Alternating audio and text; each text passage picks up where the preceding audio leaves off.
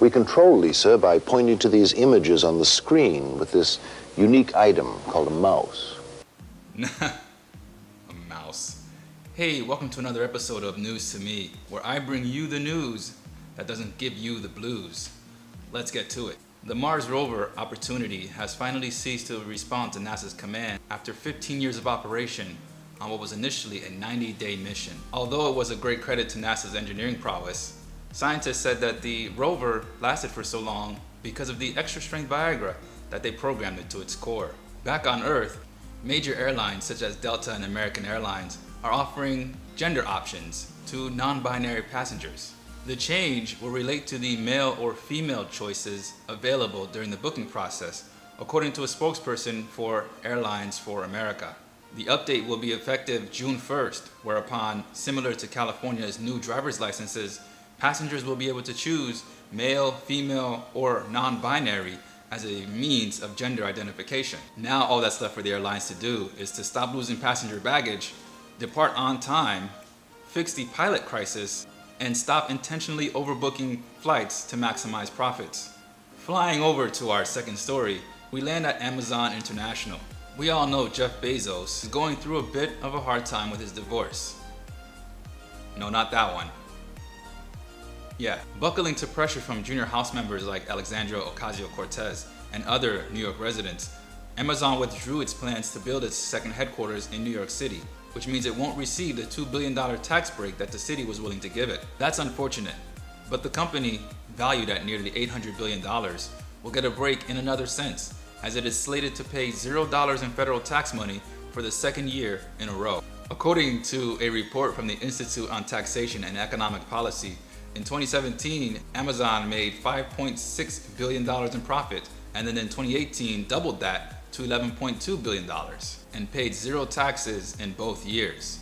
Additionally, Amazon reported that it actually received $129 million back in the form of a federal tax rebate from the government. So to recap, Amazon made $11.2 billion, paid zero in taxes, canceled a New York venture that would have saved it another $2 billion, and still got $129 million back from the government.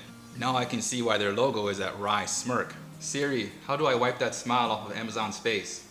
Hello? Oh, you're not an iPhone.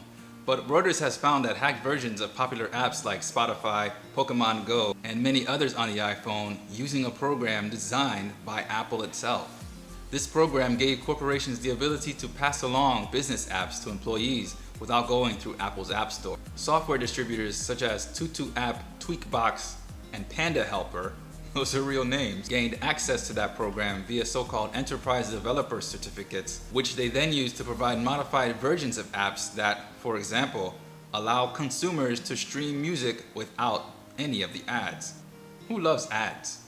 Security researchers have long said that enterprise developer certificates act as a digital key that tells the iPhone to trust apps downloaded from the internet. Per Reuters, the certificates used by these distributors are obtained in the name of legitimate businesses, although it's unclear how. What's also unclear is how much revenue these distributors are skimming from Apple and app creators.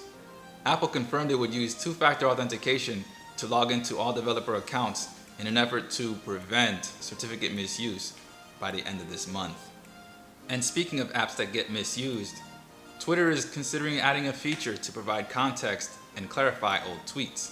This feature, according to CEO Jack Dorsey, would allow for conversations around controversial posts. It's likely he's referencing entertainers such as James Gunn and Kevin Hart, whose old tweets resulted in James Gunn being fired from Disney and Kevin Hart backing out of hosting the Oscars. Dorsey didn't provide a timeline for this new feature's rollout, but he did hint that it might be called See What Had Happened Was. See what had happened at first was. Who's gonna go to Twitter before a conversation? That's like going to a drive-thru and expecting a 6-course meal. That's not what it's for. Lastly, after declaring a national emergency in an attempt to circumvent the legislative branch and secure funding for his border wall, President Trump was heckled from members of both parties in Congress, as well as Ann Coulter. She said, "The only national emergency is that our president is an idiot," a statement that took 37% of the country completely by surprise. So that's all there is for now, folks. Thanks for stopping by. I hope you were able to get a couple chuckles out of this.